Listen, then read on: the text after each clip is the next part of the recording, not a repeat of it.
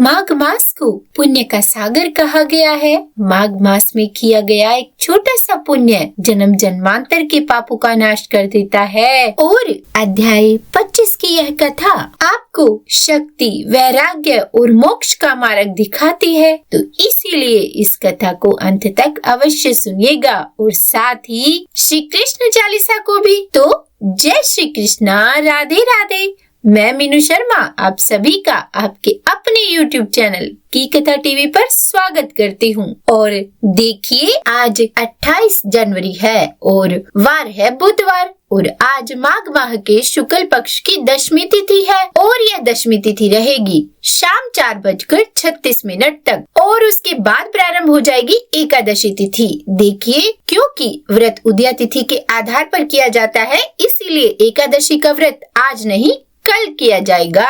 और आज ब्रह्म मुहूर्त का समय रहेगा सुबह 5:35 से लेकर 6:23 तक और अमृत काल का समय रहेगा सुबह 7:12 से लेकर 8:42 तक। और देखिए, आज सूर्योदय का समय होगा सुबह 7:12 और सूर्यास्त का समय होगा शाम 6:07। और अब आज का यह 25वां अध्याय शुरू करने से पहले चलिए आपको बता देते हैं कि कल यानी कि माघ मास महात्म्य के 24वें अध्याय में क्या हुआ था। तो कल 24वें अध्याय में हाथी ऋषि मृगशृंग को अपने पिछले जन्म का वृत्तांत बता रहा था और इसके आगे क्या हुआ यह हम जानेंगे आज के 25वें अध्याय में। तो यह 25वां अध्याय शुरू करने से पहले सर्वप्रथम भगवान श्री गणेश का ध्यान करते हैं। पान फूल मोदक चढ़े, लड्डू मेवा थाल, सद्गुण हमको दीजिए हे शिव जी के लाल।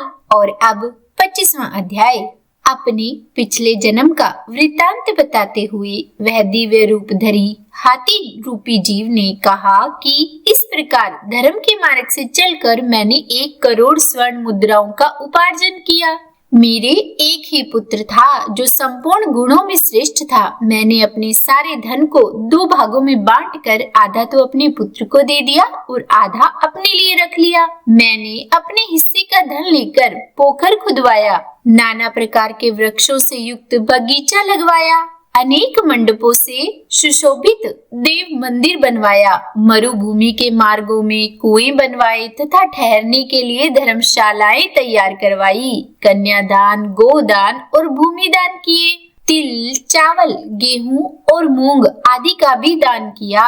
उड़द, धान, तिल और घी आदि का दान तो मैंने बहुत बार किया। तदंतर रस के चमत्कारों का वर्णन करने वाला कोई कापालिक मेरे पास आया और कौतूहल पैदा करने के लिए कुछ करामात दिखाकर उसने मुझे अपने माया जाल में फंसाकर ठग लिया।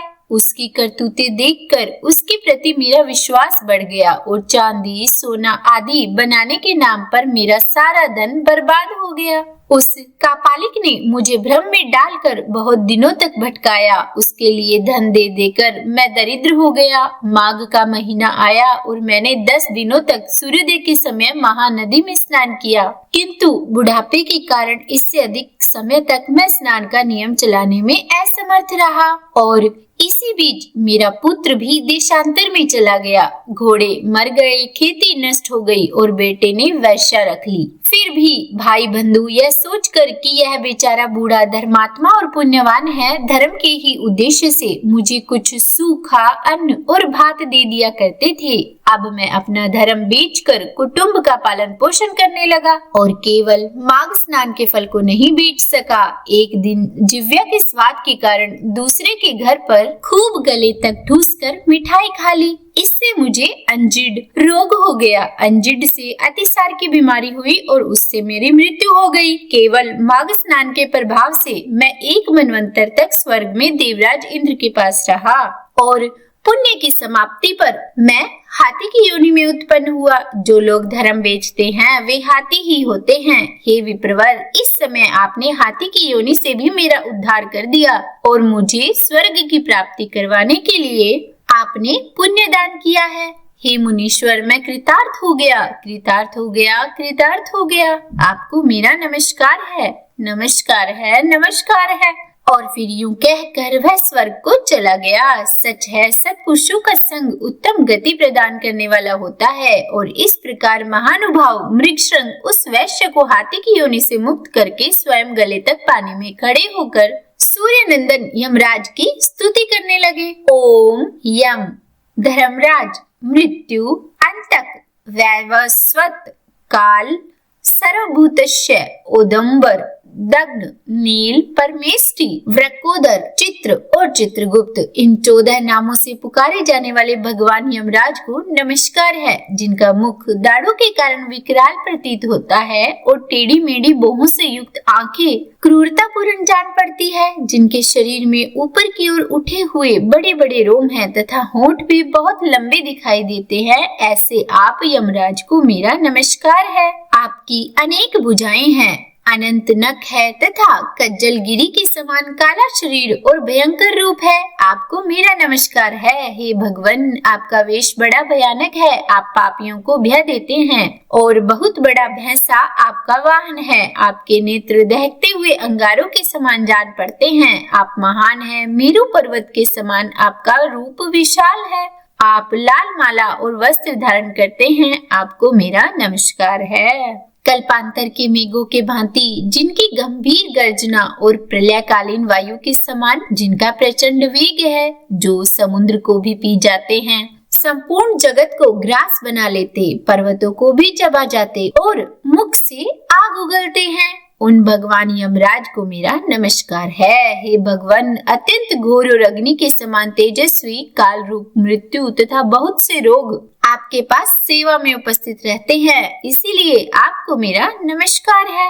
आप साधुओं पर सदा स्नेह रखते, वाणी से उनमें प्राणों का संचार करते, वचनों से संतोष देते और गुणों से उन्हें सर्वस्व समर्पण करते हैं। सज्जन पुरुषों पर सदा संतुष्ट रहने वाले आप धर्मराज को बारंबार नमस्कार है, जो सबके काल होते हुए भी शुभ कर्म करने वाले पुरुषों पर कृपा करते हैं, जो पुण्य आत्माओं के हितैषी, सत्पुरुषों के संगी, धर्मात्मा तथा धर्म का अनुष्ठान करने वालों की प्रिय है, उन धर्मराज को मेरा नमस्कार है। जिसकी पीठ पर लटके हुए घंटों की ध्वनि से सारी दिशाएं गूंज उठती है तथा जो ऊंचे ऊंचे सींगों और फुंकारों के कारण अत्यंत भीषण प्रतीत होता है, ऐसे महान भैंसे पर जो विराजमान रहते हैं तथा जिनकी 8 बड़ी बड़ी भुजाएं क्रमशः नाराज, शक्ति, मूसल, खड्ग, गदा, त्रिशूल, पाश और अंकुश से सुशोभित है, उन भगवान यमराज को प्रणाम है, जो 14 सत्पुरुषों के साथ बैठकर जीवों के शुभाशुभ कर्मों का भली भांति विचार करते हैं, साक्षियों द्वारा अनुमोदन कराकर उन्हें दंड देते हैं तथा संपूर्ण विश्व को शांत रखते हैं। उन दक्षिण दिशा के स्वामी शांत स्वरूप यमराज को मेरा नमस्कार है, जो संपूर्ण विश्व से उत्कृष्ट निर्मल जगत के पालक ब्रह्म, विष्णु तथा शिव के प्रिय, सबके शुभाशुभ कर्मों के उत्तम साक्षी तथा समस्त संसार को शरण देने वाले माता, संज्ञा के सुयोग्य पुत्र तथा यमुना के ज्येष्ठ भ्राता आप यमराज को मेरा प्रणाम है। इतना स्तोत्र कहने के बाद गुरु वशिष्ठ जी कहने लगे कि इस प्रकार स्तुति करके ऋषि मृगशृंग ने उदारता और करुणा के भंडार तथा दक्षिण दिशा के स्वामी भगवान यम का ध्यान करते हुए उन्हें साष्टांग प्रणाम किया, जिससे भगवान यम को बहुत प्रसन्नता हुई। वे महान तेजस्वी रूप धारण किए मुनि के सामने प्रकट हुए। उस समय उनका मुख कमल प्रसन्नता से खिला हुआ था। यमराज ने कहा कि हे मुनि, मैं तुम्हारे इस स्तोत्र से बहुत संतुष्ट हूँ और तुम्हें वर देने का इच्छुक हूँ। तुम मुझसे मनोवांछित वर मांगो, मैं तुम्हें अभीष्ट वस्तु भी प्रदान करूंगा। उनकी बातें सुनकर मुनीश्वर मृगशृंग उठकर खड़े हो गए। यमराज को सामने उपस्थित देखकर उन्हें बड़ा विस्मय हुआ। उनके नेत्र प्रसन्नता से खिल उठे। उन्होंने हाथ जोड़कर कहा कि हे भगवान, इन कन्याओं को आप प्राण दान दे दीजिए, मैं आपसे बारंबार यही याचना करता हूँ। यमराज ने कहा तथास्तु। और फिर धर्मराज ने अदृश्य रूप से उन ब्राह्मण कन्याओं को उनके शरीर में भेज दिया। सोकर उठे हो ऐसे वो सभी कन्याएं उठकर खड़ी हो गई। अपनी बालिकाओं को सचेत होते देखकर माताओं को बड़ा हर्ष हुआ। कन्याएं पहले की ही भांति अपना अपना वस्त्र पहनकर माताओं के साथ अपने घर गई। उसके बाद ऋषि वशिष्ठ जी कहने लगे कि इस प्रकार मुनि मृगशंख को वरदान देकर यम देवता अपने पार्षदों के साथ अंतर्धान हो गए। इधर ब्राह्मण भी यमराज से वरदान पाकर बड़ी प्रसन्नता के साथ अपने आश्रम को लौटे। जो मानव प्रतिदिन यमराज की इस स्तुति का पाठ करेगा उसे कभी यम यातना नहीं भोगनी पड़ेगी। उसके ऊपर यमराज प्रसन्न होंगे। उसकी संतति का कभी भी अपमृत्यु से पराभव न होगा। उसे इस लोक और परलोक में भी लक्ष्मी की प्राप्ति होगी और उसे रोगों का शिकार नहीं होना पड़ेगा। तो बोलिए विष्णु भगवान की जय। यह था आज का 25वां अध्याय। अब इसी के आगे का वृत्तांत हम कल 26वें अध्याय में जानेंगे। और चलिए अब सुनाते हैं आपको श्री कृष्ण चालीसा। वंशी शोभित कर मधुर, नील जलद तन श्याम, अरुण अधर जनु बिंब फल, नयन कमल अभिराम, पूर्ण इंद्र अरविंद मुख, पीतांबर शुभ साज, जय मनमोहन मदन छवि, कृष्ण चंद्र महाराज। जय यदुनंदन जय जगवंदन, जय वसुदेव देवकी नंदन, जय यशोदासुत नंद दुलारे, जय प्रभु भक्तन के हितकारी, जय नट नागर नाग नथैया, कृष्ण कन्हैया धेनु चरैया, पुनि नख पर प्रभु गिरिवर धारो, आओ दीनन कष्ट निवारो, वंशी मधुर अधर धरि तेरी, होवे पूर्ण मनोरथ मेरी, आओ हरि पुनि माखन चाखो, आज लाज भारत की राखो, गोल कपोल चिबुक अरुणारे, मृदु मुस्कान मोहिनी डारे, रंजित राजीव नयन विशाला, मोर मुकुट वैजंती माला, कुंडल श्रवण पीत पट आछे,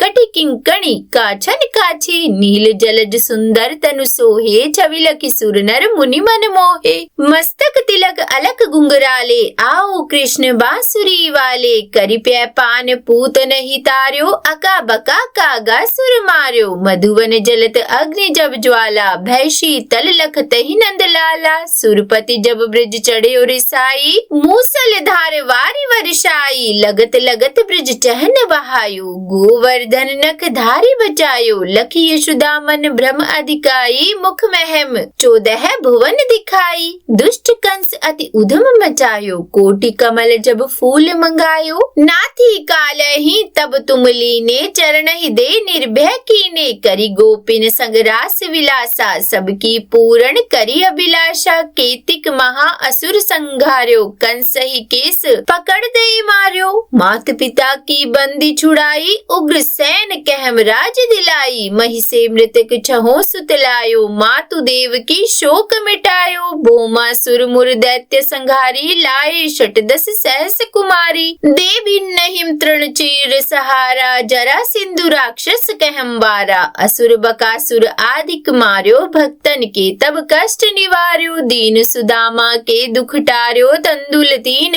मोठ मुख डार्यो, प्रेम के साग विदुर घर मांगे, दुर्योधन के मीवा त्यागे, लखी प्रेम की महिमा भारी, ऐसे श्याम दीन हितकारी, भारत के पारथ रथ हाके, लिए चक्र कर नहीं बलता के, निज गीता के ज्ञान सुनाए, भक्तन हृदय सुधा वर्षाए, मीरा थी ऐसी मतवाली, विष पी गई बजाकर ताली, राणा भेजा सांप पिटारी, शालिग्राम बने बनवारी, निज माया तुम विदहिम दिखायो, उड़ते संशय सकल मिटायो, तब शत निंदा करी तत्काला, जीवन मुक्त भयो शिशुपाला, जब हिम द्रौपदी टेर लगाई, दीनानाथ लाज अब जाई, तुरत हिम वसन बने नंद लाला, बढ़े चीर भय अरि मोह काला, असनाथ के नाथ कन्हैया, डूबत भंवर बचावत नैया, सुंदर दास आस उरधारी, दया दृष्टि कीजे बनवारी, नाथ सकल मम कुमति निवारो,